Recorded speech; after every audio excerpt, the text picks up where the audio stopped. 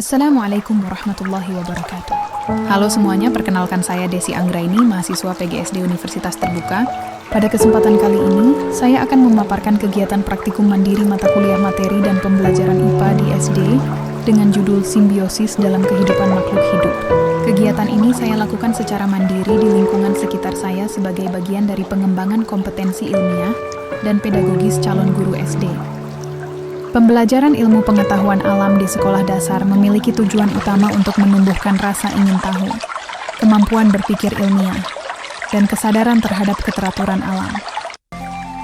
Salah satu konsep penting yang relevan dengan kehidupan sehari-hari adalah simbiosis, yaitu hubungan antara dua makhluk hidup yang saling berinteraksi dan bergantung satu sama lain. Melalui kegiatan praktikum ini, saya ingin mempelajari dan mengamati secara langsung berbagai jenis simbiosis yang terjadi di lingkungan sekitar sekolah, serta mengaitkannya dengan penerapan pembelajaran kontekstual di SD. Adapun tujuan dari praktikum ini adalah: pertama, mengidentifikasi bentuk-bentuk simbiosis yang ada di lingkungan sekolah dasar. Kedua, menganalisis jenis hubungan yang terjadi antar makhluk hidup. Dan yang ketiga, mengembangkan kemampuan ilmiah seperti mengamati, mencatat, dan menafsirkan hasil pengamatan secara objektif. Landasan teoritis. Secara ilmiah, simbiosis adalah bentuk interaksi biologis antara dua makhluk hidup dari spesies yang berbeda yang hidup berdampingan. Terdapat 3 jenis simbiosis utama. 1. Mutualisme, yaitu hubungan yang saling menguntungkan kedua pihak. 2. Komensalisme, hubungan yang menguntungkan satu pihak tanpa merugikan pihak lainnya. Dan 3. Parasitisme, pemahaman tentang simbiosis ini sangat penting dalam pembelajaran IPA di pihak lain, karena dapat membantu siswa memahami bahwa kehidupan di bumi saling bergantung dan harus dijaga keseimbangannya. Persiapan dan alat bahan. Sebelum melakukan observasi, saya menyiapkan beberapa alat dan bahan sederhana, seperti buku catatan lapangan, alat tulis, kamera atau ponsel untuk dokumentasi, serta buku referensi IPA SD sebagai panduan identifikasi makhluk hidup. Lokasi pengamatan dilakukan di area sekitar lingkungan tempat tinggal saya, seperti taman, kebun kecil, halaman, dan area pepohonan, yang memiliki keanekaragaman hayati cukup tinggi untuk ditemukan interaksi antar makhluk hidup.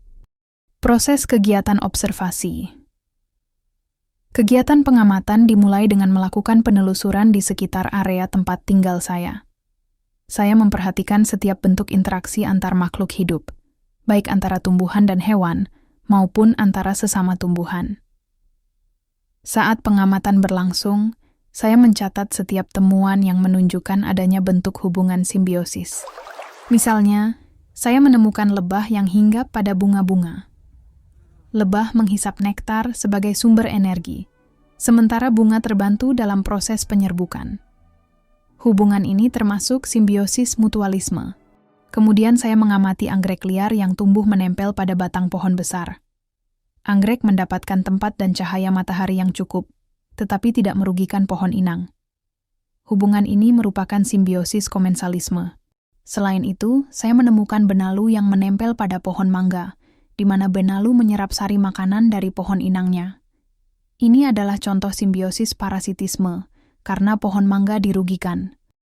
Semua data hasil pengamatan, kemudian saya catat dan dokumentasikan melalui foto serta tabel observasi pada laporan kegiatan praktikum. Dari hasil pengamatan yang dilakukan, diperoleh data bahwa di lingkungan sekitar tempat tinggal saya terdapat beberapa bentuk simbiosis yang nyata. Pertama, mutualisme terjadi pada hubungan lebah dan bunga, serta burung jalak dengan kerbau milik warga sekitar. Kedua, komensalisme ditemukan pada lumut atau anggrek yang menempel di batang pohon besar. Dan ketiga, parasitisme teridentifikasi pada benalu yang tumbuh di pohon mangga. Hasil ini menunjukkan bahwa lingkungan sekolah dasar dapat menjadi sumber belajar yang kaya untuk mengenalkan konsep ekologi kepada siswa. Dengan pendekatan kontekstual seperti ini, peserta didik nantinya akan lebih mudah memahami bahwa setiap makhluk hidup memiliki peran dan hubungan yang saling berkaitan dalam menjaga keseimbangan alam. Refleksi dan implikasi pembelajaran. Sebagai mahasiswa calon guru SD, saya memperoleh banyak pelajaran dari kegiatan praktikum ini. Saya belajar bagaimana melakukan pengamatan ilmiah secara sistematis, mencatat hasil temuan dengan teliti, serta menafsirkan hubungan antar makhluk hidup dengan dasar teori yang kuat. Kegiatan ini juga memberikan inspirasi bagaimana nantinya saya dapat mengadaptasi pengalaman lapangan ini menjadi kegiatan pembelajaran IPA yang menyenangkan dan bermakna bagi siswa SD, seperti dengan mengajak mereka melakukan mini observasi lingkungan sekolah untuk menemukan contoh simbiosis secara langsung. Praktikum ini membuktikan bahwa alam sekitar sekolah adalah laboratorium nyata yang penuh dengan pembelajaran hidup. Demikian kegiatan praktikum mandiri IPA sekolah dasar dengan judul Simbiosis dalam Kehidupan Makhluk Hidup. Melalui kegiatan ini, saya semakin memahami bahwa pembelajaran IPA bukan sekadar teori, melainkan pengalaman yang menumbuhkan rasa ingin tahu dan kepedulian terhadap lingkungan. Terima kasih telah menyaksikan video ini. Wassalamualaikum warahmatullahi wabarakatuh.